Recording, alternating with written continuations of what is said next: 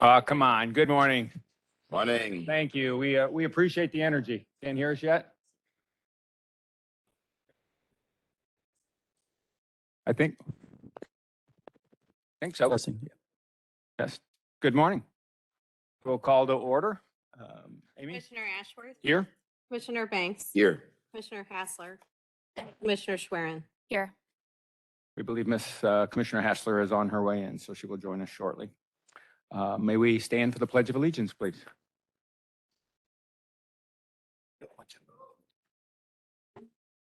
I pledge allegiance to the United States of America, to the republic for which it stands, one nation, liberty and justice for all.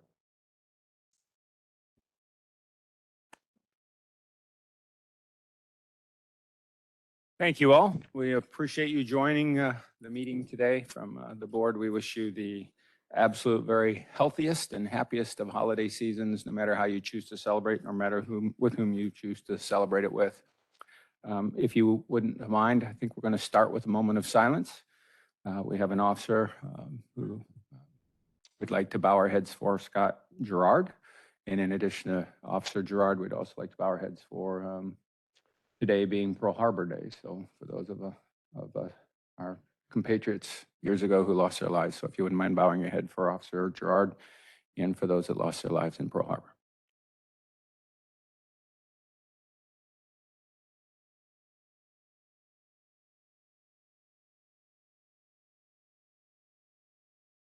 Thank you. Additionally, on behalf of the board, I think we would all want to thank each and every one of you for the tribute that was paid to Detective Valentine last week. You talk about impressive, the way you showed up for him again, the way you showed up for his family, in numbers and feelings. It was a pretty special day that we had, commemorating a memorial building, a pavilion, and a bench to him, to acknowledge him and all that he did for us. So thank you all for showing up so well, as you always do. Appreciate that. Maybe changing to a little less significant of an issue, perhaps bring a little levity to this, is Lieutenant Gomez here? He is. So what are we thinking about World Cup?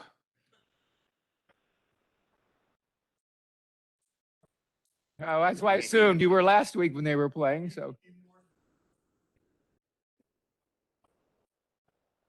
For those of you who may not know him, he is Argentinian, so he has a deep favorite team that he's rooting for. They tend to wear blue and white, and we will tip our hat to them if they win, and we'll celebrate with you.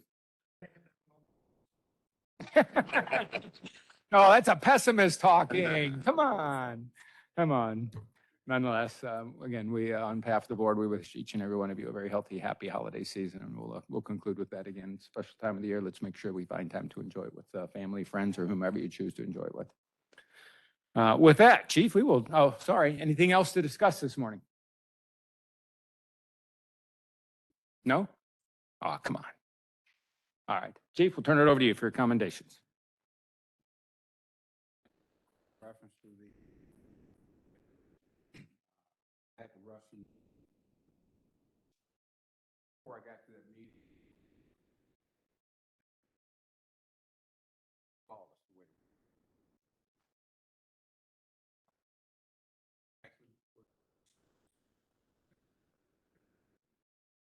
Sergeant, well done.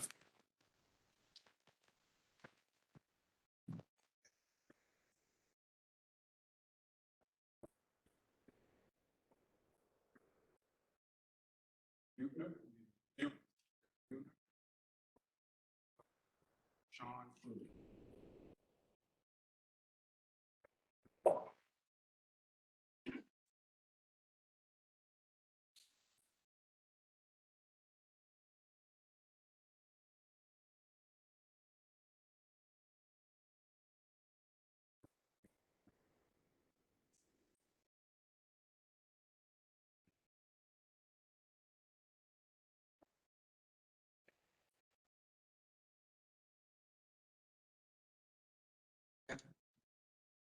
Chairman. My honor. We'll do this then. Okay. It's my honor to present several awards to officers of the first precinct. Fun fact, Jeremy, are you a beekeeper? Okay.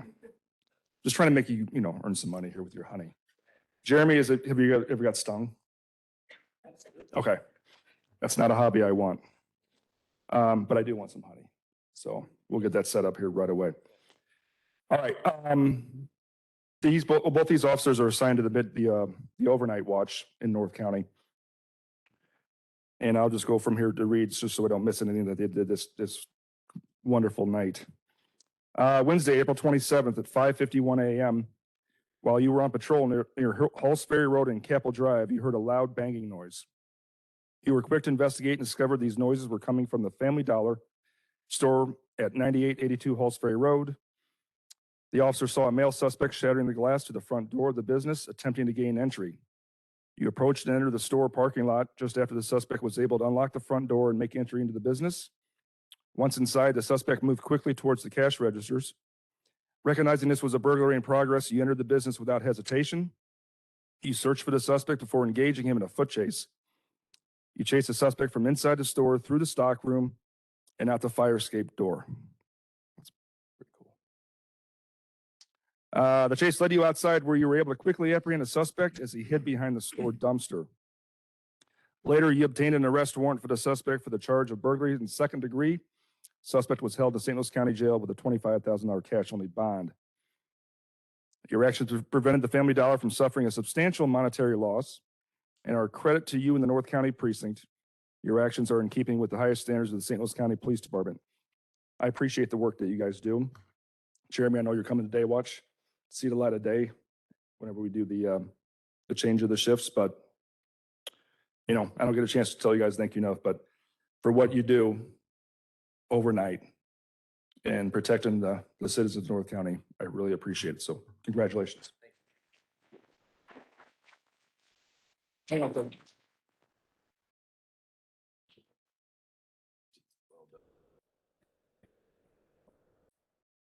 Hey, guys. More time. Oh. Sorry. Got any family here? Yeah, my mom.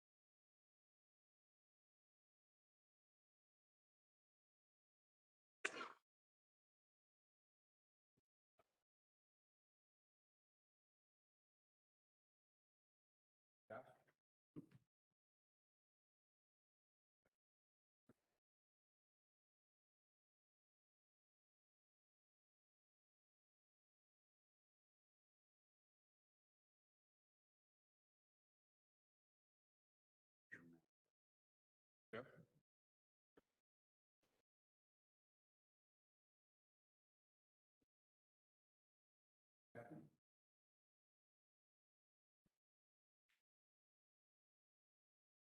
All right, it's my honor to present these fine gentlemen.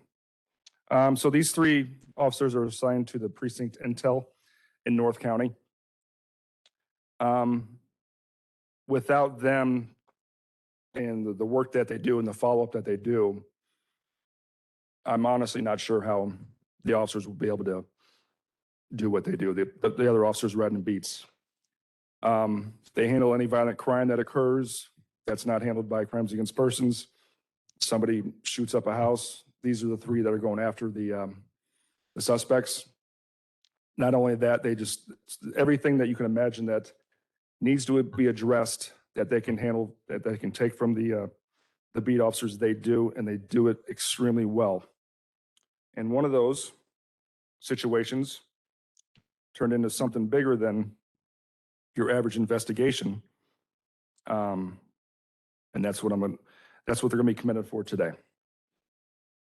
Between October 2020 and October 2021, these three gentlemen worked alongside special agents in an organized crime drug enforcement task force titled Operation Royal Duke.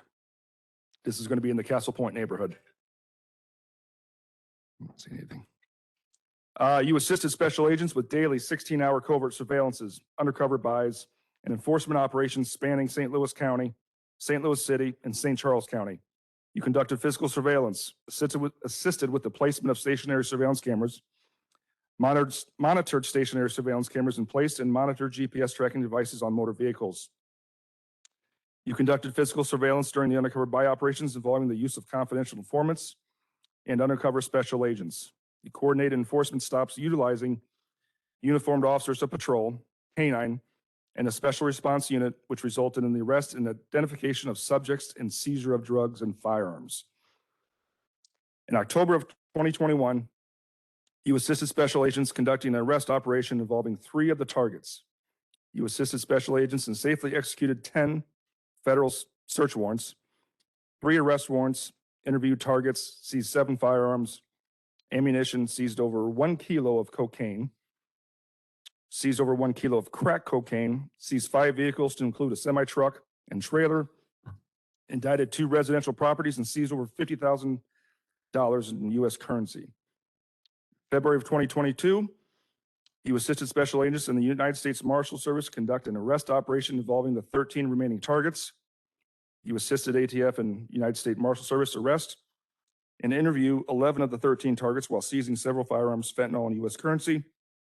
The last 2 targets were safely arrested on a later date.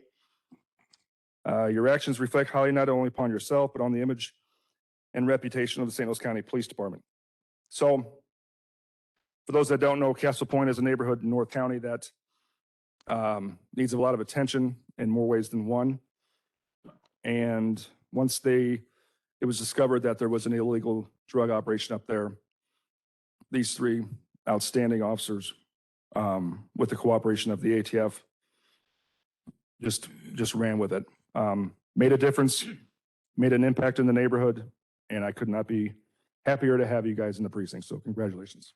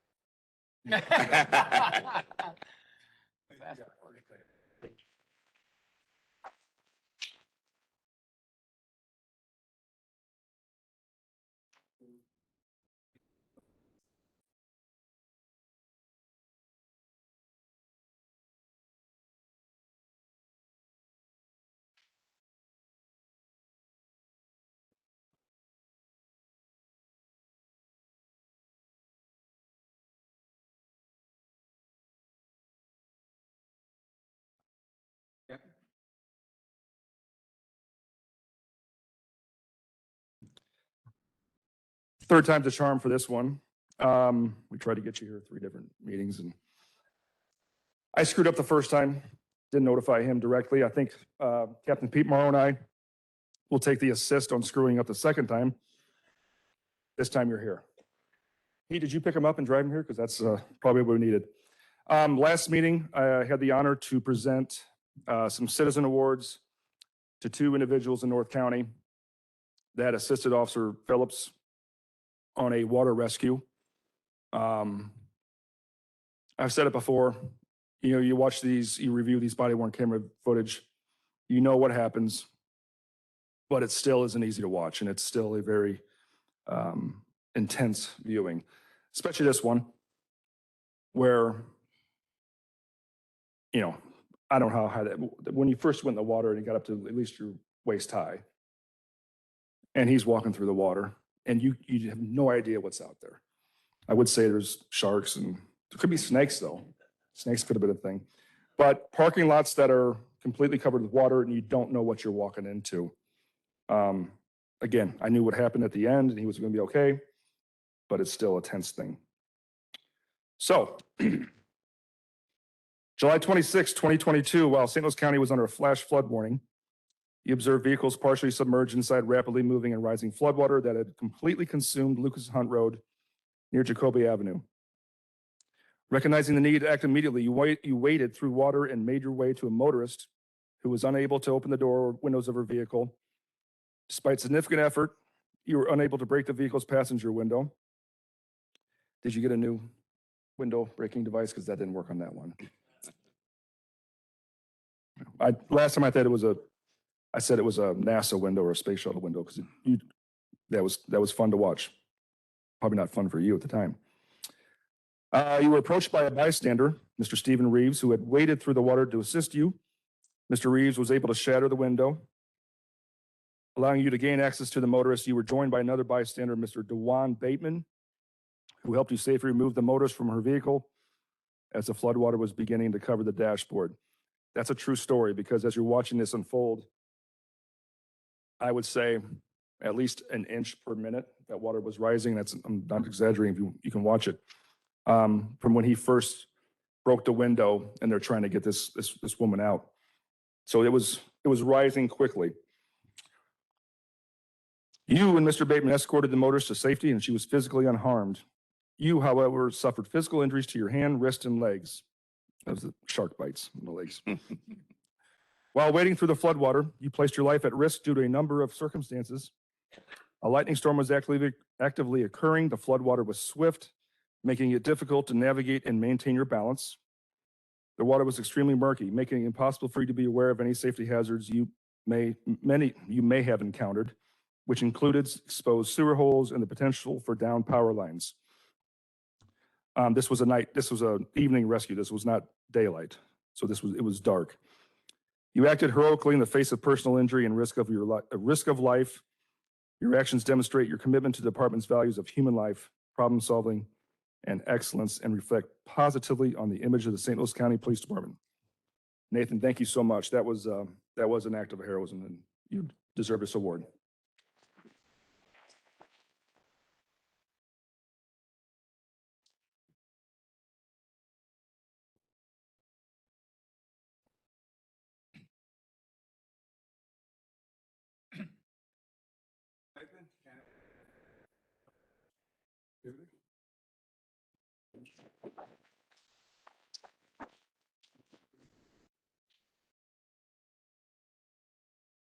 So yesterday at the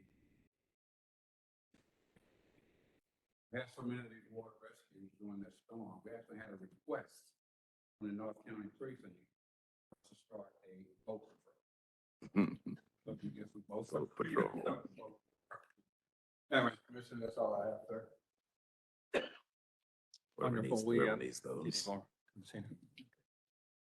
Thank you. I think from the board, we would say thank you to each and every one of you.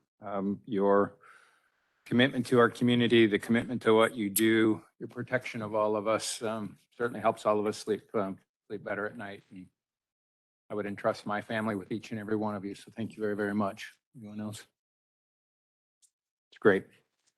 With that, if that is the only reason you're here, not that that isn't a substantial enough reason, you are free to go. Spouses, family members, you're welcome to stick around for this extraordinarily exciting meeting we're going to have. You can hear all the details and the facts, but if not, we will wish you a happy holiday season. And for those of you who are staying, one last note, Sergeant Rodriguez sent out a note yesterday, or maybe it was the day before, regarding some candy canes and some things that some of the community, local community and distant community does. If you would please make sure you respond to the sergeant's notes on getting your people their candy canes and other things, that would be great, particularly this holiday season.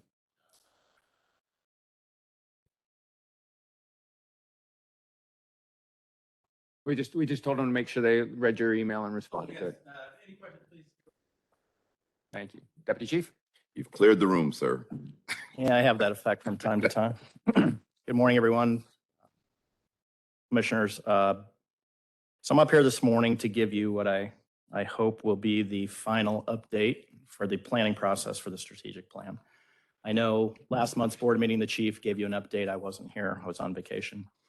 So I kind of want to go through really quickly what we've done in the last month, kind of where we are and where that takes us, and then hopefully give you a little bit of an update on kind of some things that are in the plan. I know you've had a chance to review the public-facing document and maybe answer some questions ahead of some that you might have, but give you the opportunity to kind of ask questions prior to us finalizing and posting this at the end of the month, because we are on schedule to do that. So first and foremost, over the last month, we've continued to get input from the organization, from some of the different working committees and from the board itself. And we've kind of worked through those items to make sure that they were both included in the plan, and if not, to go ahead and include them. So we're finalizing that right now. That's been taking place over the last several weeks. When we're finished, and we're largely finished with that part of it, we will forward that document to the chief for his review. He can then include anything in there that he feels is appropriate. And the board will get a chance to see it one more time before finalizing it. So we intend to finalize the public-facing document and post it by the end of the month on the website. And I kind of want to hit on something here, and you've heard me say it before. This strategic plan, while it encompasses 5 years of goals for the department, it's designed to change whenever we want to change it. So there's a mechanism within the process itself that allows us to review everything in it, change it as we feel is appropriate. And I say that to say, at the end of the year, when this document goes live, we're not bound all 5 years by what's in it.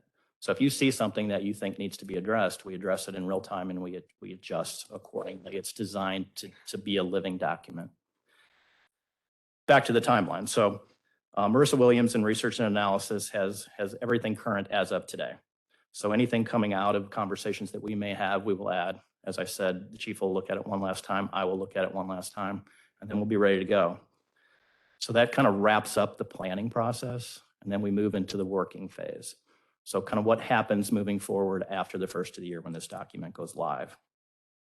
And I know there's been some questions from the board as to what that looks like. And I've kind of described it before, but let me take just a quick second to say kind of how this works. I know 2 meetings ago, I sent the board a copy of a sample document that looked like a worksheet. Basically, it had some key activities in it, and it had spaces for division commanders to write their work and return it to Research and Analysis. That's the model that we're going to use, at least initially, to start the work on this. So in January, Marissa Williams will take everything in this document. You see the check marks next to the different divisions that are affected. She will create those worksheets and she will push them out to the division commanders, who then become responsible for creating the groups that will work on those key activities. What you haven't seen are the specific items that they're going to work on. That's what's in this document. I will forward this to the board later on in the week when it's finished. These are your action items. So you've heard me talk about them, but you've never seen them. There are roughly 40 pages of things for people to actually work on. So you see the goals, you see the key activities, you see the initiatives in the public-facing document. This document shows you where the work is done to accomplish those things. And that's what they'll be working on. Every quarter, and I know in one of the key activities, it talks about biannual reviews, which is different than our typical annual review, but that's a public-facing type thing. Every quarter, they're going to be responsible for reporting back to Research and Analysis so that the chief and I and the board can review that progress to determine if we're meeting the goals that we want. So, and realistically, leadership will be involved in this on a weekly basis, trying to track the progress of it. But quarterly, we want to be able to report to the board. So that's the intention right now. So that process will be managed by the division commanders, to me, to the chief. The reporting piece of it will be managed by Research and Analysis so that we can provide actual feedback to the board, if that makes sense. Okay. Do you mind if I jump in? No, please. Please jump in at any point as I go through this.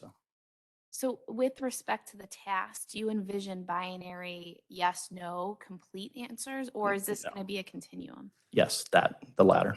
Okay. Yes, some will be yes, no, but the majority of them will be the latter.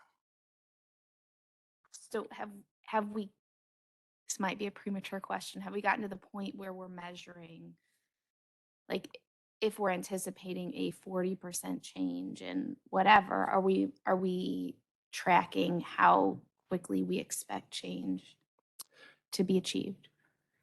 Yes, similar to the way that we did the Teneo reporting. Okay. So I'm going to make sure I answer your question. So you will get updates quarterly. And if you look at the very last page of the public facing document, it kind of describes what that's going to look like. And there's a chart and there's percentages and there's things of that nature. And I'm not sure if that's what you're asking or if you're really asking me what does 40% actually mean versus what I'm showing you. So who determines what 40% is? Who determines whether or not we're meeting those objectives or not? And we've had long discussions about who's going to manage and stay on top of this plan. And I think the first 6 months will probably help us answer that. The way that I described it is the way we intend to start it. That doesn't mean 6 months from now, it's not doing what we need to and we need to pivot. And somebody actually needs to own this thing. And it's a monster. I'm not going to try to sugarcoat it. It's going to require a lot of work. So that's the intention. I hope that answers your question. I think initially that's me to try to determine, whether or not we're achieving within each one of these 5 goals where we're trying to be. And I think we'll know more after the first quarter, but really after the first 6 months, whether it's working effectively and you're getting what you need. I'm getting what I need and the department itself is getting what it needs. And then ultimately the chief. So we're evaluating our progress and we're also going to be evaluating how we're evaluating our progress. Yeah, and we may change too, because we may decide, okay, it's either not achievable, it's not doing what we want, and we may pivot and go a different direction. And you may see one report that shows we're 40% of the way towards the goal, and the next month I come back to you and say, we've chucked the whole goal. It's not doing what we want. We're at 0% now because we've changed. And so that's probably the best way to describe the process. And hopefully it works that way, but you're talking about 5 different goals with 100 or so different key activities within it. So we'll have to learn together. It's a new process. So Managers want to be their job. Research and analysis will keep up their age. They're responsible. Speaking of what we need to do. Research and analysis. They will give us information that's proven or you need to work. Chief, I appreciate that. I'll build on a concept. I'm going to challenge a little bit. So don't hear this as a direct challenge. It's a conceptual mental challenge, which is you or anyone that's assigned to you can't own this. That needs to be owned by every person in our department in concept, but there certainly should be 20, 50, 80 people who own the delivery of this. And well, I mean, the whole department should own it. And that was first. to steal one of your phrases, I'm just the conductor, for right now. When I say own it, I mean own, you know what I mean. I do, but Yeah. when making sure that others understand, it isn't Deputy Chief's plan or whoever it's assigned to. It's all of Absolutely our not, plan to and make that's- happen. Right. And I think the process to this point has demonstrated that. The work as we begin in January will even further demonstrate that because more and more people become involved in actually contributing to the success of these action items, which push everything else in the plan. Including the 4 of us. So please make sure that we understand what our role is to Yes, sir. ensure its success also. Right. So a couple other quick points, kind of want to address some things that I've heard as we've moved through this process. One question that the chief I know has been asked, I know I've been asked by members of the board some is this plan aggressive enough? Does it push the needle far enough? And I'll tell you, I honestly don't know. I don't know. I believe it does. And again, I think the next 6 months will probably tell us that. But we were a little bit hesitant to push too far too fast. And that's why we built the opportunity within the plan to change it as we go. So if we get 4 months in, 6 months in, a year in, and we're not moving fast enough, then we challenge ourselves to move faster. If we're moving too fast, we slow it down. This thing is a complete 360-degree change from anything we've ever done. It's a culture shift. It's a change. And I don't want to lose it because we try to go too far too fast. So we'll stay on top of it. As I said, it's adaptable. So the chief will pivot if necessary, and you just have to kind of trust us on that we're comfortable with the aggressiveness of the plan, so to speak. The last thing I want to say is there's some things that are not in the plan. One of them is culture. You don't see any specific language about culture change anywhere in the public-facing document. You don't see a goal to change culture. You don't see an initiative to change culture. And we talked a lot about that, and it doesn't just apply to culture. It applies to other concepts that are important in policing today, like diversity and inclusion and transparency and things like that. And how do we include that in a strategic plan? And in discussions with the chief and executive staff, we made the decision to make it permeate throughout the whole document rather than just naming it. That was intentional. We did that intentionally. So if you are looking for culture-driven initiatives, just go to goal 4 and read any of them and tell me that you don't see culture change in each one of those key activities. So you have to look for it, but it's there. Same with diversity initiatives. Now, there's some specific diversity language in here, but we didn't want to put targets in the plan. Increase whatever by 25%, because then you pat yourself on the back when you hit 25%, you think you've succeeded. Whereas if your philosophy changes and you drive that progress, then it lasts forever.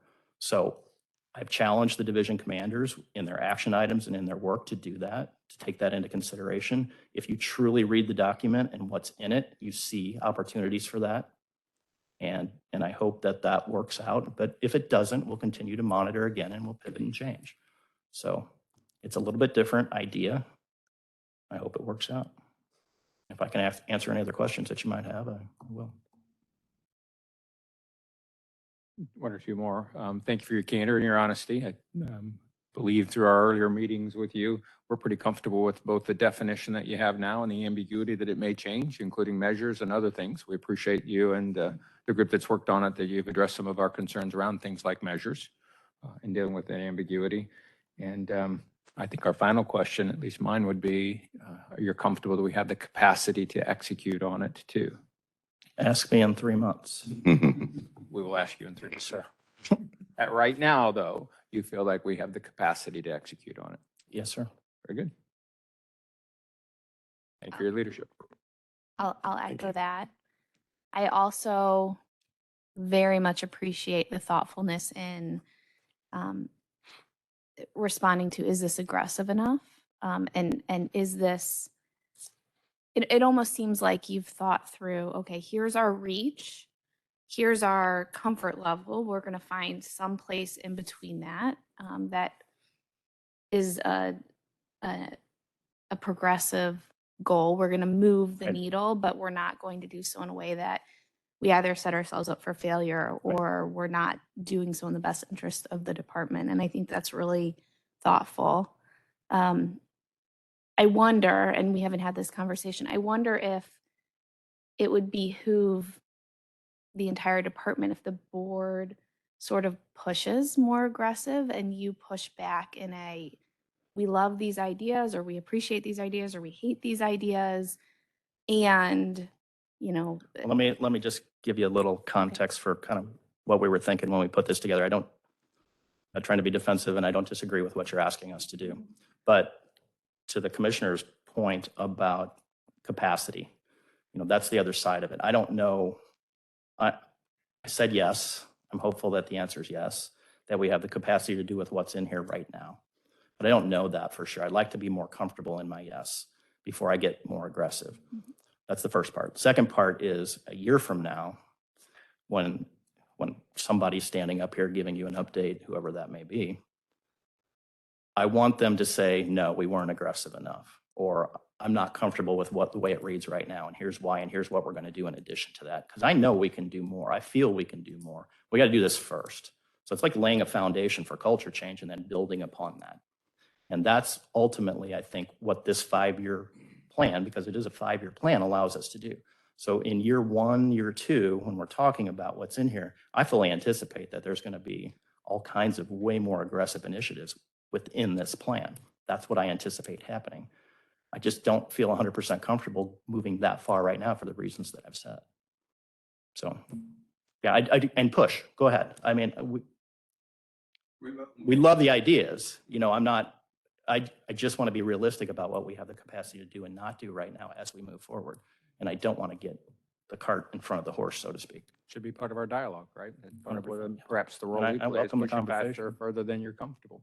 And And I wanted to share the concept so that as we're continuing this dialogue throughout the next year plus 4, it's not perceived as adversarial, but more of a No, couldn't agree. working. And I don't think we've ever felt that, so. One last question. So I'm a citizen reading this document here on January 2nd, 3rd, whatever day I get a chance to read with it. What is it that we would like them to think about 5 years from now? What's going to be different? Well, we will communicate that to them as part of the plan as we go forward. So that's that messaging that, interacting with and engaging the community in a more direct manner. So that's a good question. I think it's kind of open-ended right now. I think, we can descend them.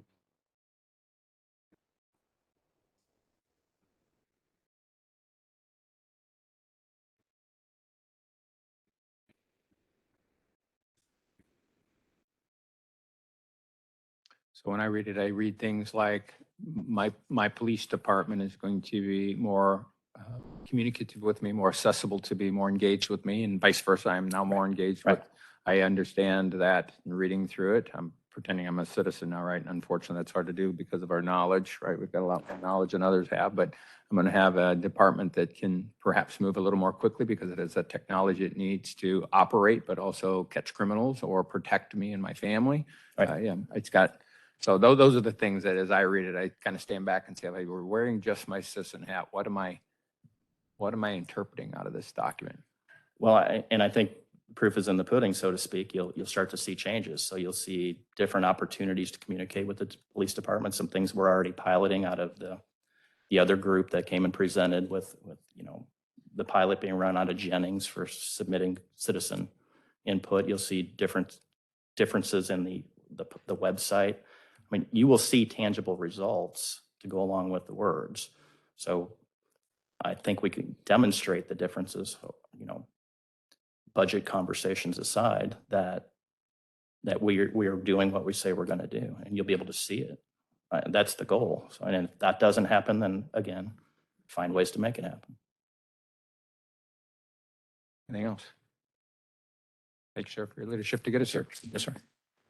And all of you for participating in this. Yes, thank you. The deputy chief said this is obviously something we've never done before. We've done this from top down in the past. Everything came down from the chief to the majors or whoever that we had to develop this plan. We're doing something entirely different. And the one important thing that he mentioned, I'm sure you guys heard it a number of times too, that all of this stuff, we hope to be measurable. We can gain something from what we've done over a certain period of time, make adjustments if necessary. I think they've done a great job with this. Okay, so Joyce has the COVID. Terry has, I don't know what Terry has. She just decided to skip the meeting today. So they gave me the opportunity to discuss the budget. Excellent. So we have many, many questions in detail. In detail. In detail. So anyway, the first topic is the 22 year-end forecast for our 22 budget. I spoke with Joyce. It looks like we're on track to deal with our budget right now. It never fails that at the end of the year, we have money to turn back in. I know at one point you heard $1.6 million in surplus. Okay, actually it's going to be more than that. It's going to be about $4 million that we're going to return in. And a lot of that money comes from benefits that the board has put in there. We didn't ask for these benefit numbers. They always overboard us with benefit money, benefits for retirement and medical. They put that in there. That is nothing that we asked for. And if we don't use it, it goes back to them. The 1.6 million is pretty much surplus from salaries that we didn't use. And it covers, actually helped cover overtime. I had that phone call that I just had was from Paul Kreitler, because I wanted to get some information from him as to the general process as to how the county deals with their budget. I think they look for every department at the end of the year to return some money to St. Louis County. And that's pretty much how where they get some of the money to budget for the next year. So I wanted to make sure that, it was okay for us, which I don't think it is, for us to take some of our surplus to say buy extra cars, to buy extra everything at this time of the year, as opposed to turning money back in. I wanted to get some information. We had a hard time contacting last week, else I would probably have some information about that, but I called them this morning, and I just wanted to get an answer to the process of every department turning money back in. So that's where we are with the surplus that we have. So can you clarify that? They're expecting us to return $1.6 million? Well, and it may not be that because, this budget stays open till February of next year. So we still may be using some of that money between now and February of next year. That's when the numbers will be finalized as to what we're going to turn in. It may be less than the 1.6. Hopefully that it's not going to be more than that. So I asked this board to take some time before we respond to that to determine whether we think that's in the best interest of this police department to do. So we may have other intentions, but we'll talk about that as a group.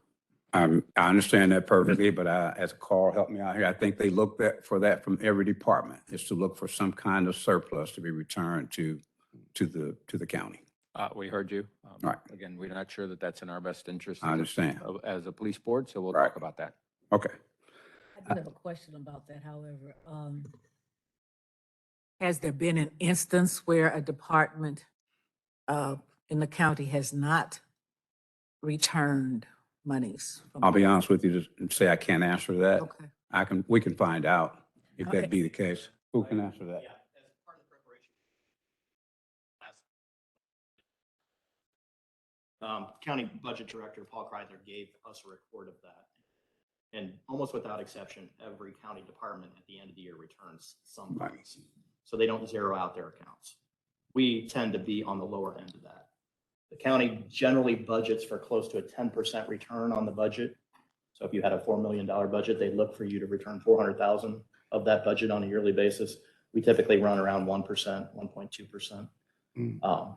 But to answer your question, ma'am, yes. Everybody. They do count on that, and everything that I looked at, I did not see any department that did not return funds for all the historical data that they gave us. So I guess I'm thinking about this, is it more of a tradition or a requirement? Not sure, but I know for sure. Yes. Yeah.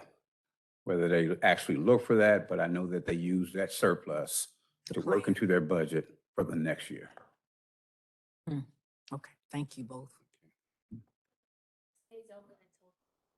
And the budget stays open until February. Is that to capture charges in December? I believe so. Mhm. Yes. Okay. Just one more question, though. You mentioned, Chief, you mentioned using some of that for new vehicles and other equipment. And that's what I think that the county veers away from doing that. It's taking that surplus money that we got, that we'll have, and using it for buying other materials, paying for services or whatever. I think they will prefer that we didn't do that. And that's what I wanted to get from Paul Kreidler this morning, because I don't think that's the case. Okay. 2023, they have not finalized the budgets for the county budget for 2023. Obviously, you're all aware of the cuts that they're giving just about every department. Ours total about $7 million. On Friday of last week, we were asked to submit a impact letter to Paul Kreidler, or actually to the council, impact letter as to how that $7 million would affect the police department. So we submitted the letter. I think I submitted the letter forward to the board as to our impact, as to how that's going to affect us. With that, they asked Chris Graham Howard to schedule a meeting with every department to discuss that impact letter. So we had that meeting with Chris on this Tuesday. I think we had it on Monday with Chris to discuss our impact letter, and can't really tell you what we got out of it. Okay. I think the one thing that we were looking for at the end of that meeting, which we still do not have the answer yet, is to whether the council want us to cut positions or whether they're going to just leave us with the numbers that we got and put a put a freeze on those numbers. So we still have those positions to fill later if we can, or whether they want us to actually cut positions from our department. So that has not been answered yet. Everything that we stated in our impact letter is right there. We reiterated that to Chris on Monday, and it'll be the same thing that we'll reiterate to the board, to the council, if they come to us about how it will affect us. I know the deputy chief has the commanders getting numbers to him about what we can do without if we have to get to that point from each of one of their divisions. They're working on that, and that should be to him next week as to what we can do without if we get to that point. So Chief, what was your response to the cutting positions versus freezing positions? about Cutting positions Right. versus freezing. if they cut the positions. position, if they just tell us to do without it, then we don't have those positions to fill anymore. If they leave us with the positions there, I can make adjustments within our department to maybe take someone that we don't have a position for, and transfer them into a position that we need. But we got to have those bodies there. Otherwise, if we cut the positions, then we got to go out and hire people if we can do that. Now, they've told us that if we get above the 30 people that they say that we can hire based on the 75% cut, then all we need to do is go back to them for appropriation to get money to hire people. If we need to go back to them for more money for overtime, they say just come back to them and they'll consider it and give it to us.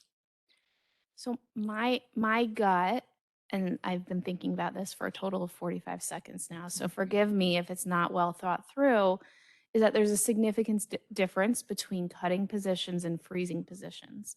And cutting positions is a short-term solution that has very long-term impact. Exactly. And my gut is that we need to advocate very strongly against cutting positions.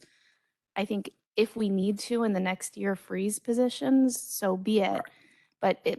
But if they are cutting positions, we need to be fighting that tooth and nail. We're going to fight it with everything that we have as far as cutting those positions. Now, I don't know if that's their goal for every department. I would believe that it would be if one department has to cut, then everybody's going to have to cut. That's my feelings. That's kind of the feelings that we got from Chris the other day as to the direction that he thinks they're going to go. It's not been determined yet, but yes, we'll do everything we can to keep those positions to where we can move them if necessary. So I think we're on the same page. My understanding is that the number of positions we have authorized is a thoughtful number based on the number of citizens we have in St. Louis County and our general, I'll just say, activity level that we need to deal with. Is that correct? Yes. Mhm. So to build on that, I wonder if it would be helpful for the board to also advocate to the council against cutting positions. I'll just throw that idea out. I mean, is there something that we, the board, can do to jump in with our support? Well, obviously, you're more than welcome to help us out with this any way that you can. We would appreciate it. How much the council has their mind made up about this 75% cut, is something that they're going to have to consider, because if we have to make those cuts, then obviously we're getting away from some of the things that they want the police department to do. Community engagement, PAL, things like that. If I have to pull people from those positions to patrol the streets, they're going to do without them. But that's what they want us to do. But these budget cuts will affect us in doing those things. Yeah. Thank you, Commissioner. I had the same thought. Jotted some notes down for us to discuss and closed. Just one more thing, a couple more things. They came up with a Bill 358. That is the ordinance for captains and lieutenant colonels' pay that was introduced last night. Lieutenants, captains, and lieutenant colonels' pay that was introduced last night to the council. I spoke with Deanna Vinker yesterday about ARPA funds. And what's happening with ARPA funds right now is that the ARPA funds have been moved to our general fund, with St. Louis County. Our 23.8 million has been moved to the general fund. And that's in Bill 74. In Bill 75, it directs how we can spend that 23.8. I asked her, had the state done the same thing with theirs yet? And she's not sure whether the state has done that. Don't know that the state has to even do that. But there has not been any kind of official paper for executive page to sign yet on the ARPA funds. But pretty much we've done our part of it. It's being reviewed by legal. The document for the ARPA fund is being viewed by Stephanie Hill now. But we've done our part. Our money is there in the general fund for us to spend. And they dictated what we can spend it on. It's basically the the RIC and Fusion Center, property control, second precinct, and some training facility. And they didn't specifically say the range, it just said training facility. So that's what Bill 75 says that we can spend that money on, but it is in our general fund now. And we will do some updates to the range no matter what the bill says. Exactly. Yes. Right. So can I clarify for myself? Maybe it was clear to others. The county money is sitting in the general fund. The state money is not yet. Correct. And we don't know whether the state has to go through the same process that we go through. We don't even know that they have to do that yet, but it's not there yet. Nothing has come, language has come in reference to the contract or whatever to us. It's being reviewed. Nothing has come to county executive page for him to sign off on and say that we're ready to move with that money. And sorry, one more question then. By putting it in the general fund, it is reserved, earmarked For the police department. only for the police department. It Yes, cannot sir. be used by any other departments. Exactly.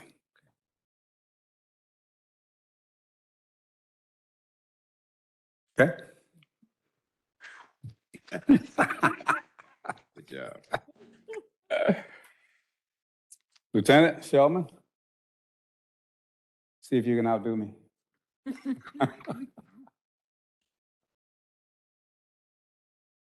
I hope not, because those last two discussions were a lot deeper than.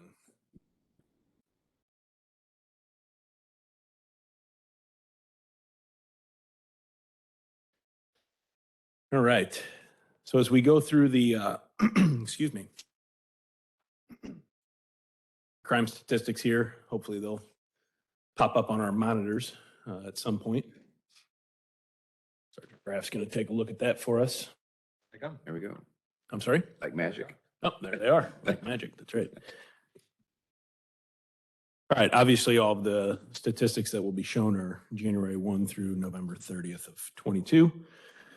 Our notable events tab, which really should read Bureau of Professional Standards update. Year to date, last 3 years.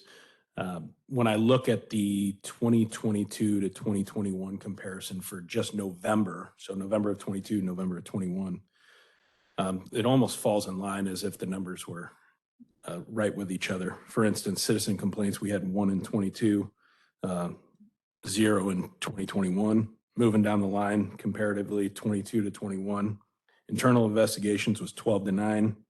Use of force incidents, 21 to 20. Vehicle accidents, 14 to 13. And vehicle pursuits, 5 to 2. So no major changes year to date on any of those. And as you can see, the bottom portion of this, the failure to yields, is at 252, which was one of the higher months. However, last month, the 271 was still rings as the highest single month. If you look at even the 2-year trend line, with the exception of use of forces, the 2-year trend line is pretty consistent too. It really is. And again, the use of forces, as we explained, that 2020 is kind of that outlier year, just a lot less citizen contacts during that time. The heat map on the failure to yields. Again, looking at overall statistics, 52% of the overall failure to yields result from either the 1st precinct or the 8th precinct. And that falls in line with what happened in November, which was 54 total percent of the failure to yields in the 1st or 8th. Our patrol data. This is not uncommon. I look back to 21 on this. But we saw a drastic drop from the previous month in radio calls, 2,000 less. We saw a drop in self-initiated. In fact, every single category that's in front of you on these monitors had a drop. The least drop was in felony arrests. So it would take a real deep dive to explain the difference of why 2,000 less radio assignments or nearly 1,700 less self-initiated. But looking at arrest when they're almost the same, when we're making only 16, so last month we were at 266 felony arrests, and this month 250. And obviously that's with 2,000 less radio calls. It would take a deep dive to understand and break down each and every one of those calls. Maybe it's just more manpower type calls. Once I move to one of our slides later, which is the calls for service, you'll notice that domestic incidents have crept into the top 10 for the first time in forever. So, those are multiple car calls that may take a lot more time, which would explain maybe the drop in self-initiated. But again, that would be a lot deeper dive than the shallow one that I'm doing.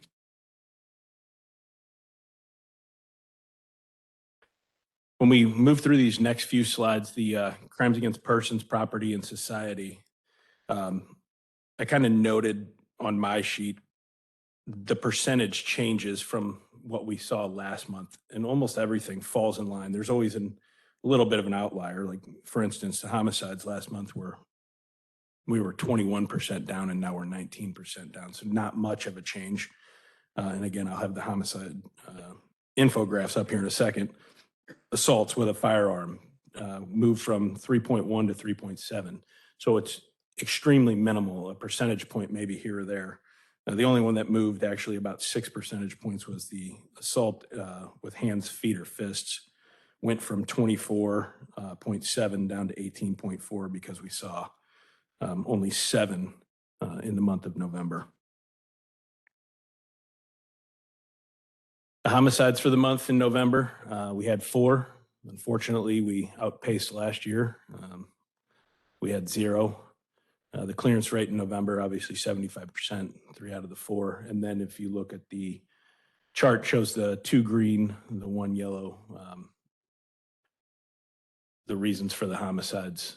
And I know you had asked last month about the other category, which is listed below that, which this is really small for me.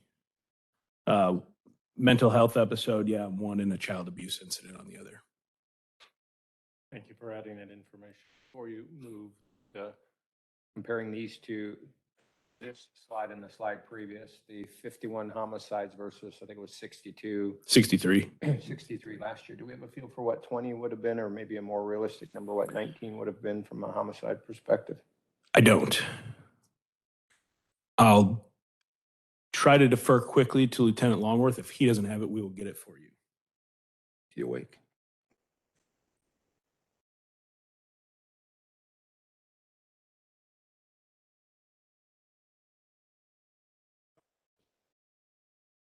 Correct.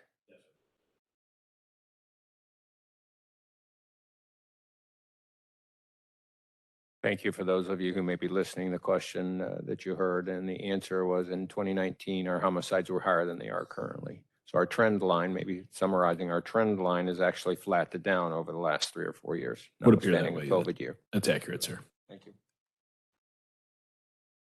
All right, again, so as I stated, so for property, those percentage changes are minimal at best, with the exception of the motor vehicle thefts, which we have finally in a somewhat of a positive trend. Last month, we were right at 70% and now down to closer to 60%. However, we're still 60% above where we were the year previous, so not tooting anybody's horn, but hopefully starting to regress a little bit. So before you go, a 10% drop through 11 months is a pretty substantial drop. We know why it fell? I don't. However, I would say that once we look at especially the next slide, which will be, oh, I went back, the Kias and Hyundais. So we saw that at the beginning of the year, everything was pretty steady. This spike, which drove it straight through the roof, really started in July, August, September. So we went up so significantly that I don't think that there was any other option other than to come down. Does that make sense? Come down pretty quickly. That's the piece I don't know. Yeah. Is that logical that it would come down quickly, or does it flatten as opposed to coming down? And so that, Yeah. and the reason I'm going is we and other municipalities have been handing out the locking bars. Are those making it? Do we have a feel for what's driving it? Are people locking their cars more? Are they putting them in garages, right? Do we have any feel for why? That's still a pretty substantial decrease. It is. And I'd be speculating and guessing on whether the locks have helped. To be real honest with you, December, January, February, they usually, where do we see? They go back up because of, Warming the car. exactly. So the jury's still out. Why we We'll take a asked. look. Yeah, next month, absolutely. November was cooler than October, which was cooler, right? So the warming of cars will start to happen more and more, yet the number came down. So That's right. it's counterintuitive to me personally. But yep. there also was the initiative, right? The joint initiative with respect to auto thefts. That, we're looking for everything that we can to get these numbers now. And if you look at, saw it on the news this morning, we want an initiative by a number of the St. Louis County Police Departments have helped. I know Colonel Cox has got his special enforcement people out there working with him, and they have generated some numbers. Are they the numbers that's going to drive these down a lot? Maybe not a whole lot, but they're seeing more cops out there patrolling against these specific things. And like I said, we're looking for everything that we can to get those numbers down. But yes, that has helped us. It'd be interesting to compare the days that they're specifically out with, and I don't know if we even keep the numbers by day. So that'd be something I'd have to get with, obviously, those specialized assignments that would do that. I do know that last week, a week ago today, at command staff, I believe that Lieutenant Gomez had updated everybody that they made a couple of significant arrests on some of these vehicle theft folks. So again, maybe, I don't know how that contributes, not 10%, but maybe a little bit.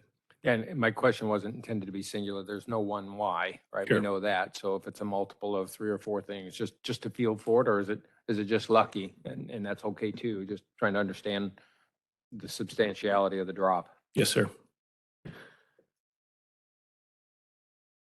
And then same thing for society.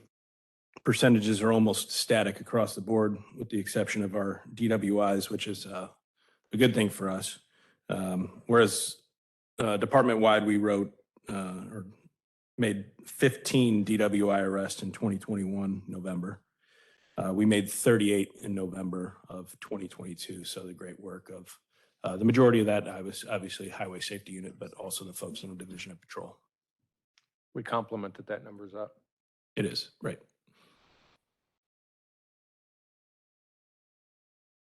Calls for service. So nearly every precinct saw their lowest call volume in the last 5 months, again, which looking back at 2021, that's not nothing that it always works that way. July through October are obviously going to be higher than normally November. Like your numbers in. Just got in, yeah, this just in. 59 homicides in 2019 as of the same date. So Thank you. there you are. Thanks, sir. And whereas West County is right on their number, moving average wise, every other precinct, I'm sorry, is below the moving average again, which would be expected in November, looking at previous years. We had already talked about that in the patrol data earlier. Self-initiated, same thing, everyone below their moving average. And November was the lowest in the last 5 months. This is the slide that I was referring to earlier. So, if, we still keep this up here, and I'm glad that we did. I had asked you if we wanted to keep this on there, but reason being, the first time you can see domestic disturbance has crept into the top 10 of directed calls. That's the first time that it's shown up on that chart all year, at least from our presentation. Don't know what it means, but understanding that, though my point is those types of calls take up more manpower and time. So when we look at the drop in self-initiated, some of that could be explained in a small part by that. Not to be funny, but domestic disturbance increasing that way is disturbing. Yes, absolutely. That said, it's not necessarily increasing. So last month we had 440. It just didn't make the top 10. Does that make sense? Good point. Nice perspective. Yes. So this month we had 316. So it's actually down, but it's taking up more of our call volume. And then finally, our TSR data. The percent across all precincts, same thing as I explained earlier with the crimes against persons, property, and society. The percentages are almost the same. City of Fenton had the biggest percentage swing, which was about 5.5%. They moved down from about 8, but still falls in line with the percent minority in the precinct. So nothing that jumps out there. And as I explained last month, the TSR committee meets every quarter, so we will be meeting following December's numbers. That's all I have. Have a question? Thank you, sir. Thank you.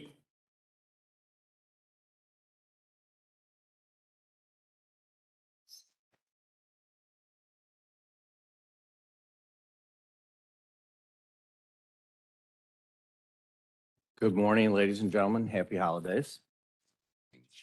So one of my jobs as really any employee, but as HR director, is to support my boss.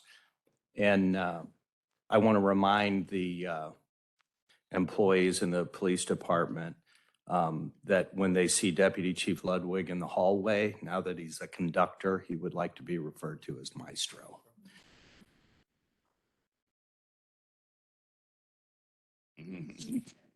Yes, Maestro.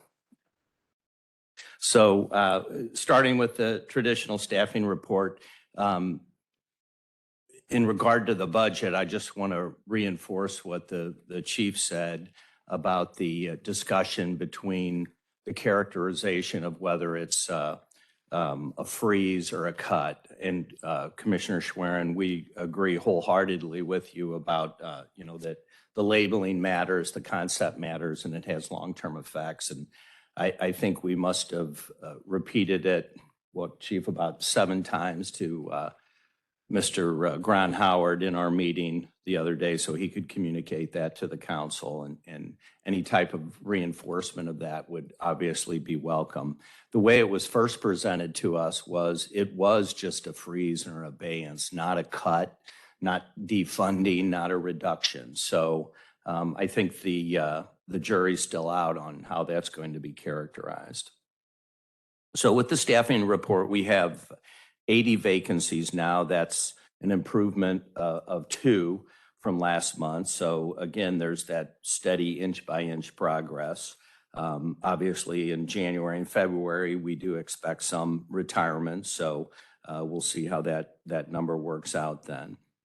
And yesterday, we gave conditional offers to 4 recruits and an experienced officer and a security officer. So it was a good day for the 6 on the final review board and for the department. Next week, we have 2 experienced officers, 3 recruits, and a security officer interviewing. So here next week, we'll have 6 county officers and 10 municipal officers graduating at merits from the academy in class 206, and then class 207. Our target was 15. That was our best estimate as to what we could do. Depending on how it goes next week, we might have 21 county officers in the academy. So very pleased with all that effort from starting with employees that encourage people to apply, to our recruiters, to our background investigators who keep the integrity of the police department up, and then all the way through to Sergeant Hawk, Lieutenant Webb, and of course, the final review board that carefully scrutinizes all our candidates. Not that you need our permission, but you have our permission to exceed recruiting efforts anytime you would like. I'm going to write that All down. the time Thank you you, would thank like. you. So the professional staff is the vacancies are the same as. Excuse me, Director, hold on just a moment. Yes, sir. Is that our largest academy class in recent history? No, we had, I think, 25 last year. And at one point, we could probably handle, Captain Kelly might disagree with me, but we could probably handle around 50 total in the class. But that's a combination of open enrollment, municipalities, and St. Louis County. At one point last year, I think we had about 52, 53. It made Captain Kelly nervous, but that number was eventually reduced, so it was doable. Again, before we pass, congratulations then on exceeding expectations. We don't say this just because it was 21 or whatever it might be versus 15. 15 is a pretty substantial number to Commissioner Schweren's question. So compliments to the recruiting team for doing that. Appreciate that, and I know they do too. They do very good work. So pro staff, 38 vacancies, same as last month. That's 377 authorized, 339 actual. We have a dispatcher academy class 16 graduating next week. That's 3 dispatchers, and then academy class 17 starts January 30th. And we're working to fill that. They generally have a capacity of about 12. Remind us again of the vacancies of the professional staff, the vacancies in the communications area. Sure, the 10 right now, although actually I think that number's 9 because we just had somebody come back to us, an experienced dispatcher. I'll address that a little bit more in a couple minutes. And then we have 8 security officer vacancies, and that number's down, improved, because we just gave a conditional offer yesterday. So that person should be able to start rather soon. Next week, of course, we have another security officer. And COVID is frankly, fortunately, insignificant now that Joyce is out. It's up to 3 out, but she is available by phone and working from home, so she doesn't feel that bad. She's just doing her due diligence and staying away. Military separation, we're down to just 5 right now out on military separation. I bring it up every month just to remind the public of how we support our veterans to come to the department after their service to the country, and also that we support reservists. And so we have 5 people out right now doing their tours for their reserve duty.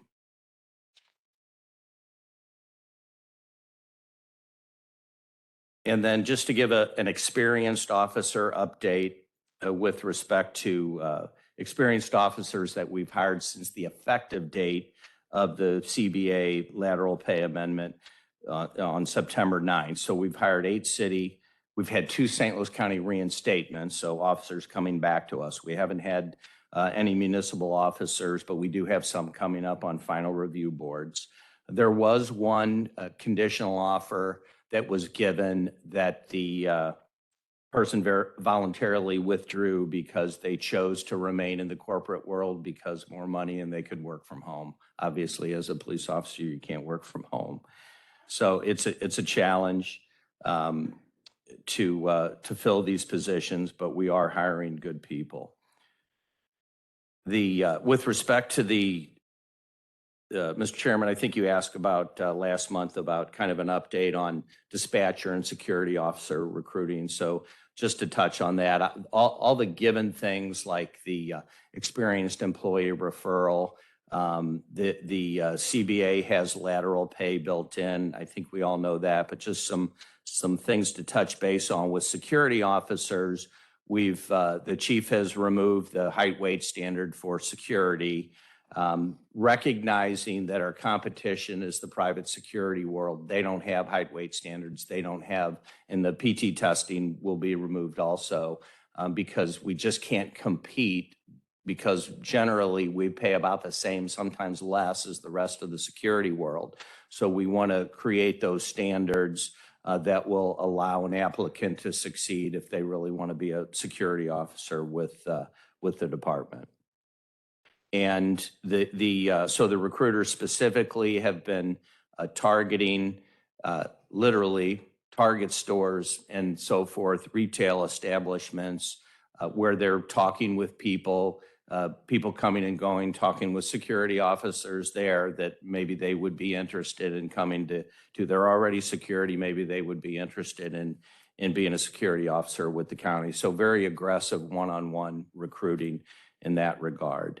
With the dispatchers, of course, we have the lateral pay and the CBA. And the recruiters have been going to high school job fairs because you only have to be 18 to be a dispatcher. And the Communications Bureau, they helped us, and dispatchers were present when the recruiters are addressing these job fairs. So that was very helpful too. And then I've mentioned this before several months ago, but just as a reminder, the recruiters actually, Officer Haas and Detective Party, a background investigator, first time ever attended Camp Fury. It's a Girl Scouts of America program with girls that are interested in being first responders, not just police, but dispatch, EMT, firefighters, that sort of thing. So that was a very positive, that's kind of a building block for the future. It's not necessarily an immediate opportunity unless you get those 18-year-olds that are ready to get graduate out, if you will, from the Girl Scouts and go into the working world. And with respect to both dispatchers and security, we have aggressive marketing through social media, specifically highlighting the opportunities of security and communications. We go to the job fairs, like I mentioned, and also to the tech schools there. North County and South County Tech, they have a high amount of students that are interested in starting to work when they get out of high school and perhaps not go to college or go to a tech school part-time. And then we have the traditional flyers at gyms, coffee shops, libraries, churches, and career centers. And then we've also had the recruiters and a team of other officers at the Suits for Soldiers event. It's a nonprofit organization that it literally provides suits for veterans and then gives them assistance on, hey, how to put a resume together, how to interview, that sort of thing. So we're there actually hands-on helping these veterans put on their suits and kind of try to guide them toward the police department if they're interested. And Mr. Chairman, you also asked for an update on the parental leave. So we will have a special order out very soon that sets forth the guidelines, and it's what the Civil Service Commission has adopted with the 12 weeks for the primary caregiver, 4 weeks for the secondary caregiver. If your significant other is employed with the county, both employees can't have 12 weeks. So we'll have that out shortly. And I believe you also asked with respect to the laterals, the 117 or so that have received the benefit of the lateral pay on the commission side, what their status is in regard to retiring or resigning. So we've only had one resign, no one retire. I know it's only been 3 months, so it's kind of a short measure. I wouldn't expect of those 117 to retire anytime soon because they're going to want to up their pension and have those last 3 years help increase their pension. And then, Mr. Chairman, you also asked about what it looks like with the 12s in regard to retention, satisfaction, that sort of thing. And I would just note that certainly that's part of our strategic plan also. And we had the pilot programs that you're aware of in the North County and West County precincts. We've done surveys. In general, the initial thought process is that the officers aren't too happy about the 12s. They tend to progress into being more satisfied with the 12s. We're going to have surveys, quarterly surveys for all the precincts. We'll gear it a little differently for North County and West County because they've already been involved in that. And we'll be working with Deputy Chief and Colonel Cox on creating those surveys and identifying where the problems may lie. I would note that there's going to be a layover shift in North County precinct, so that will help in that transition at 6 a.m. or 6 p.m. where somebody doesn't have to be held over on a call, that the layover officer can handle that call so they can get off their shift after their 12 hours. So am I correct in interpreting that generally the feedback is we have an initial shock to the system, and then once we get into it, it's not, is it not disliked, or is it people start to like it? Colonel Cox, can you help me out? Colonel Cox, can you come on down? We've got a couple of questions related to 12 hours since we're talking about the human resources. Yeah, some of the specifics I'm not really sure of. He knew he might be called up here too. so. You got your PowerPoint? The survey showed initially, especially in both precincts, that it was more favorable. But in the first precinct, we recognized that they just didn't have enough officers. They were being worn down, still, you don't want to have to do overtime when you're working a 12-hour shift. And some of the officers were getting off late. So I think it was pretty consistent out west because things pretty much stayed the same. We think we got the number right there, but we missed on the number up north and we kind of wore some people out. So that's why we want to send more officers up to the North County precinct and establish an overlay. And your response to that, so drilling down a bit into details, let's pull up for a moment. We are in a position where the 12-hour shifts will go live at the end of the year. We're comfortable, captains are comfortable, precinct captains are comfortable that what we have is what we need for now in order to implement this. Granted, there's no right answer, right? It's not enough. That's not my question, but my question is based on what we have, we're comfortable moving forward with 12-hour shifts. Our plan's in place. Well, I'd like to be more comfortable, but we are prepared. We are ready to get the North County precinct up to over 90%, which it hasn't been in a long time as far as staffing. And also to get the other 3 contracts they're full, but the other precincts up to at least 80%. And that has been a struggle. But the 12-hour shifts will ensure that we have better staffing. It takes less people to work 12-hour shifts. So I am comfortable. I feel better about going to 12 hours. I think it's absolutely necessary. And to answer Commissioner Schwerin's question, just while at the FBI Academy and just talking to some of our municipalities, St. Charles County that works 12, the officers really prefer a 12-hour shift model because they get more days off. I think it's somewhere around 185 days off, the days that they won't have to work. So if you look at it nationally, people are moving towards 12 hours for a need, and also especially the younger officers, they prefer the 12-hour shift because they prefer the days off. Make sure we're clarifying to play into the conversation on the budget. We, several of our precincts are running at 80% of staffing levels. 100% would be what we need to run. They're running at 80%. Yes, sir. And with the 10-hour shifts, got a couple that's working at a lower level than that. So the 12, and we've already worked the numbers out where we can at least get people up to 80%. I feel a lot more comfortable when we're at 80. When the precincts start to slide below 80, I do tend to get a little nervous. As I'm sure our citizens do too, hence the desire not to have any cuts since we're already Absolutely. 20% less than what our staffing levels should be. Correct. Anything else? Are you confident that quarterly surveys are going to give you the timely feedback needed to make adjustments, if any are needed? Yes, ma'am. And I'm to be honest with you, I'm confident because of the 2 pilot programs we've run for a year. And some of us, we've been living this for like 14 months because we had to put a lot of work into it before we went live last year, I think December 26th with the 2 precincts, North and West. And now with the surveys that Lieutenant Shellman puts out, constant conversation with Captain Tanner, Captain Cunningham, we've been able to fix a lot. There will be some challenges because now we have 3 contract precincts that, it's a contract. So they have the the personnel that we've agreed to with the cities.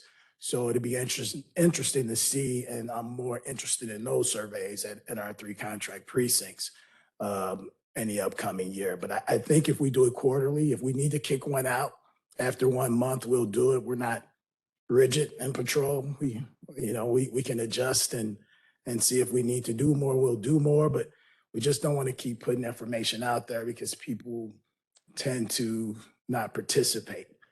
But we want them to have an opportunity to live this for a little while, then maybe kick one out 2-3 months into the new year.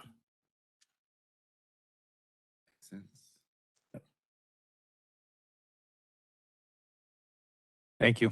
Thanks, sir.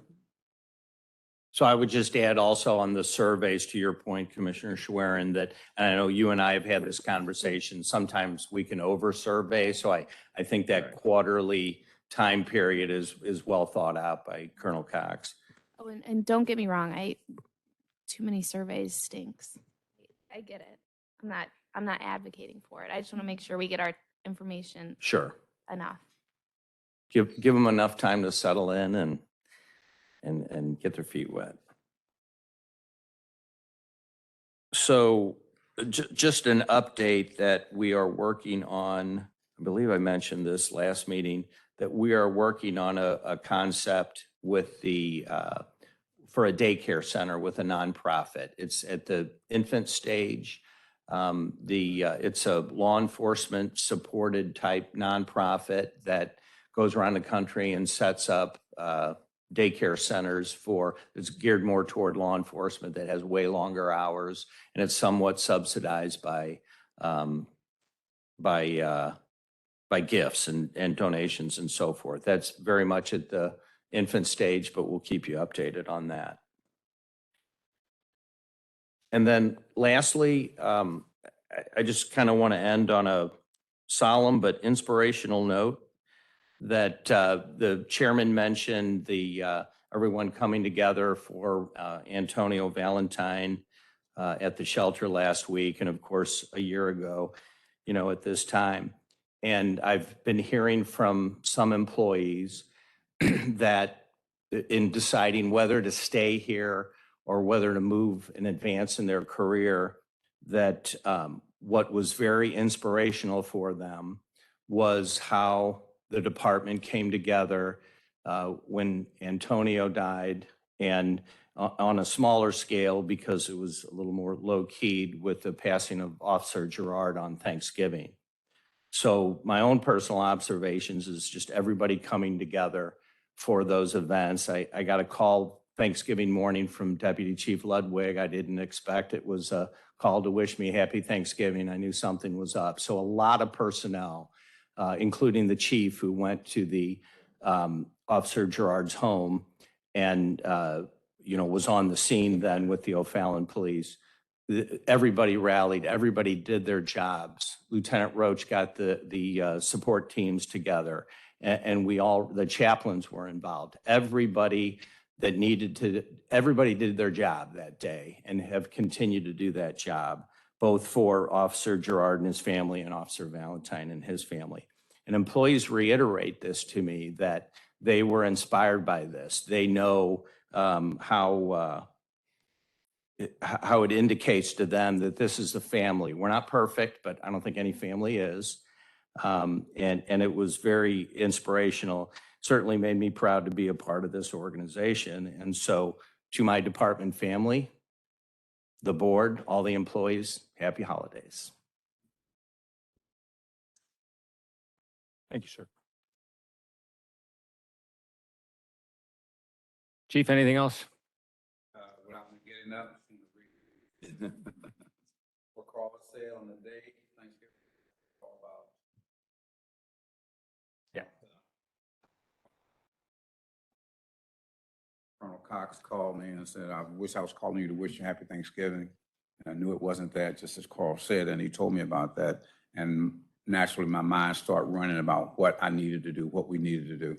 And every time I thought about what we needed to do, when I looked into it, these guys and our staff were already doing it. So just played my part as went out there supporting the family, supporting our officers. So as Carl said, we worked well on that day. We don't want to be experienced at that, but we did it well.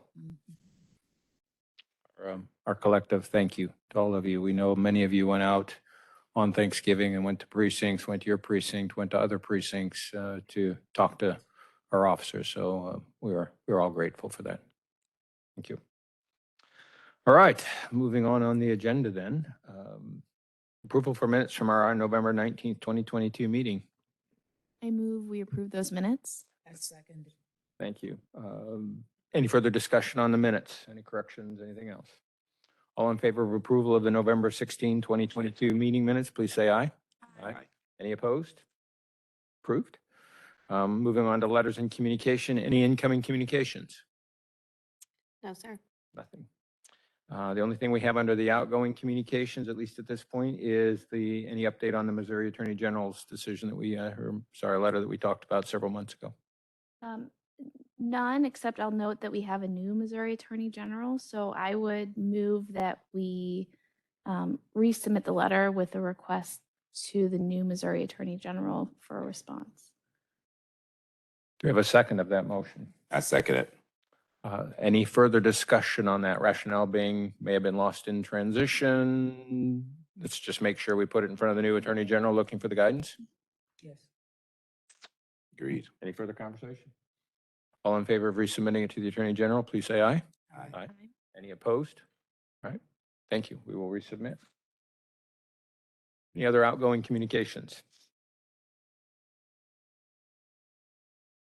Oh, Oh. actually, I don't know if it's appropriate, but we talked about potentially this board sending a letter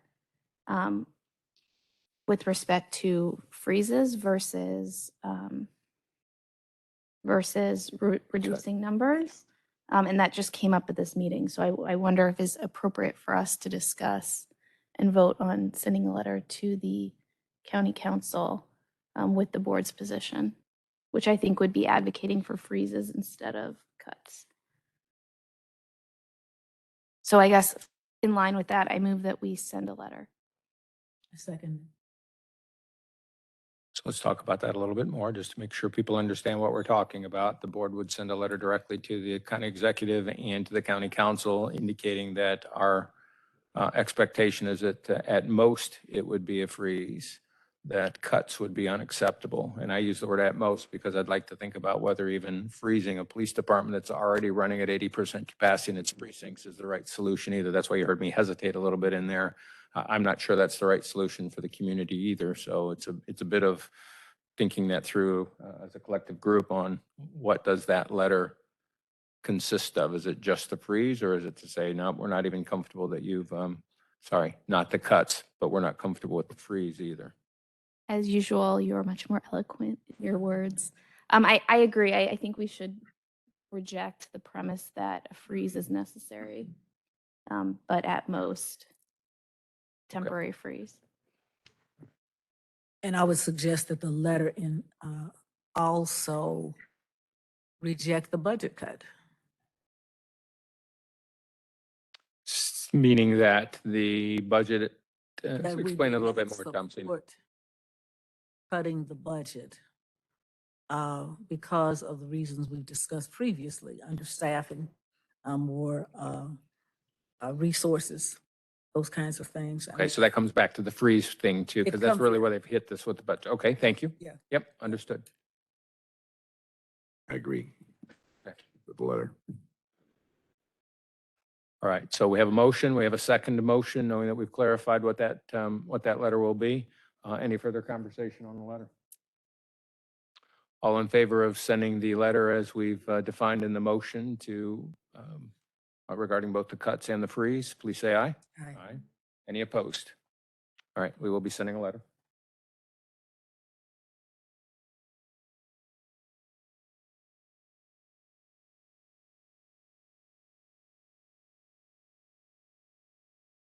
Be wonderful. Thank you, Chief.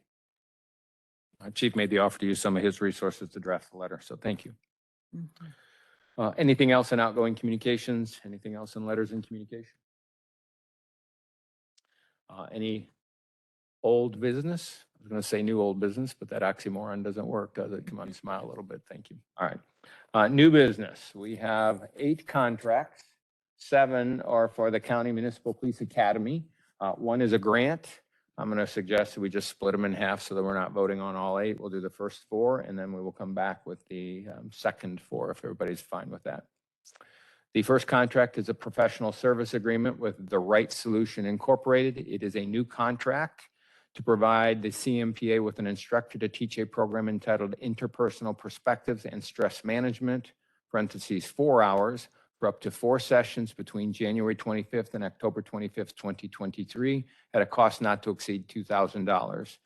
The second contract is a professional service agreement with The Right Solution, Inc., a new contract with Right Solutions, Inc., also for the CMPA, for an instructor to teach a program entitled Interpersonal Perspectives and Stress Management, parentheses 8 hours, on October 17th, 2023, at a cost not to exceed $1,000.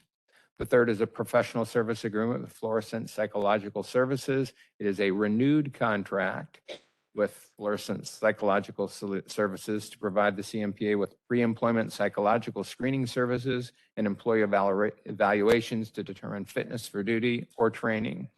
All other terms, services, and conditions remain the same. The term of the agreement is January 1, 2023 through December 31st, 2023.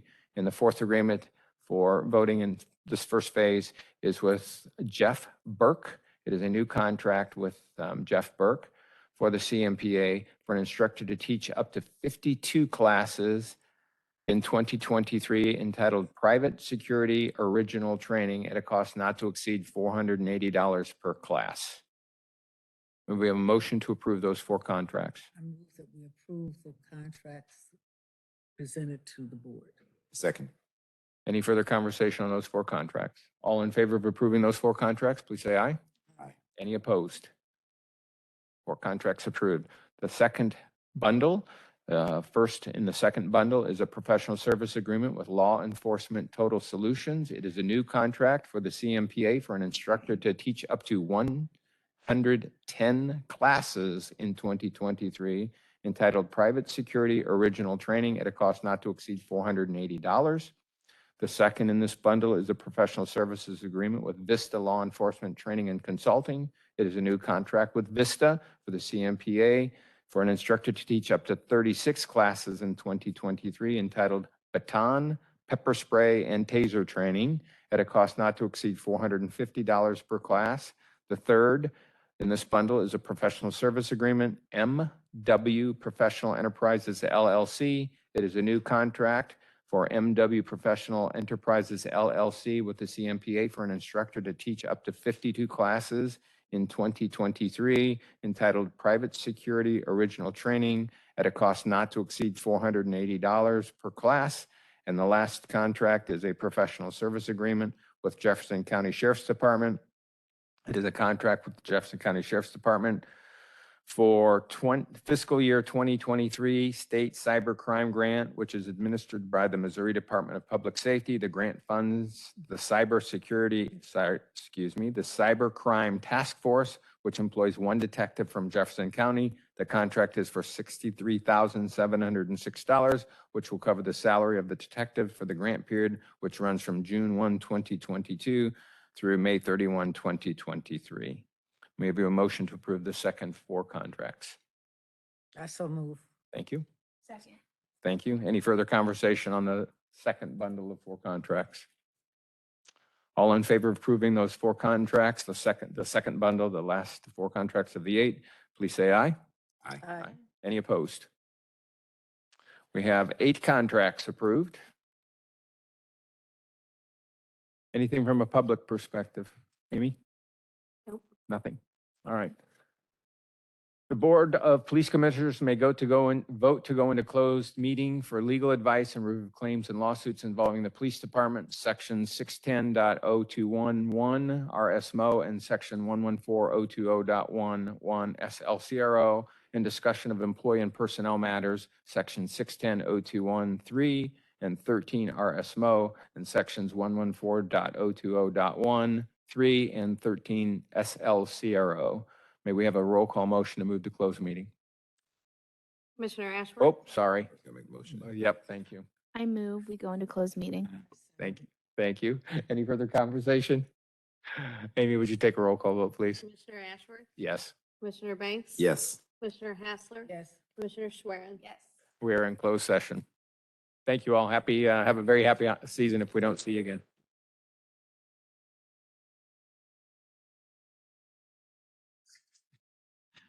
We are reconvening.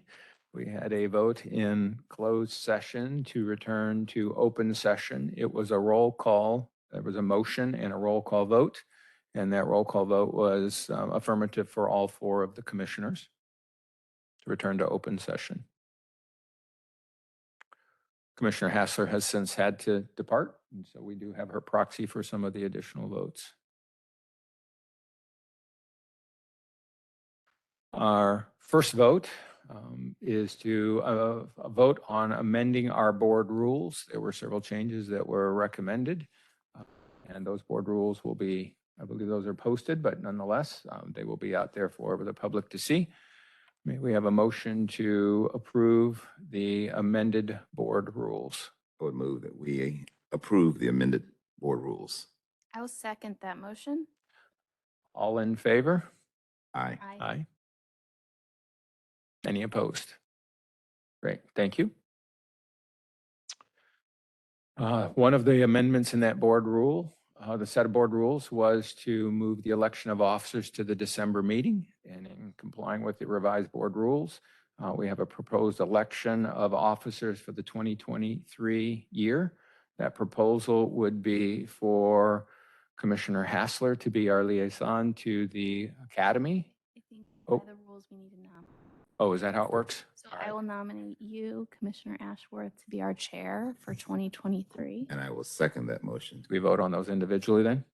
We have in the past. We have in the The past. rules don't require All one. right, or- thank you. All in favor? Aye. Aye. Any opposed? All right, thank you. May we have a motion for vice chair? I would move that Michelle Schwerin be our vice chair. I will second that motion. All in favor? Aye. Aye. Any opposed? Is that an abstention? Oh, aye. One abstention. One abstention, not allowed. All right. Our third is for Commissioner Banks to be our secretary. I'll second that nomination and motion. I will also, all in favor? Aye. Any opposed? Thank you, sir. Hopefully that was in jest and not real. Just in jest. Well, I have Thomasina's proxies. Oh, That's so- true. We just outvoting that. Overruled. Very good. Now we got it. God. And our last is for Commissioner Hassler to be our liaison with the academy. I will so motion. Second that. All in favor, please say aye. Aye. Any opposed? Very good. Thank you for the correction on how we do that. Third, we have some appellate rules that have been revised, appellate being the appeal process that we are working on to hear claims. May we have Motion to accept our advised appellate rules. thank you. I'll second that motion. All in favor? Aye. Any opposed? Last vote is for employee compensation. This is a vote for professional staff and for those not covered under a collective bargaining agreement for the 2023 year. We have Thomasina's proxy for that too. All right. I move that we accept the pay schedule for 24 and, I'm sorry, 23 and 24. I will second that. All in favor? Aye. Aye. Any opposed? Aye. And Nay, sorry. I have Thomasina's proxy as aye. So that vote would be 3-1. With that, I think that is all that we had to do today. Is that correct? I move that we adjourn. May we have a Second. Amy, would you take a roll call vote on adjournment? Commissioner Ashworth? Yes. Commissioner Banks? Yes. Commissioner Schwerin? Yes. And you have Thomasina's yes. Thomas says yes. I know. Three's enough. Yeah, we three. Happy holidays, everyone. Our next meeting will be on January 18th. We wish you a very happy holiday season and a fantastic start to your new year. We're back to 9 a.m. too. 9 a.m. on the 18th. Thank you. Okay.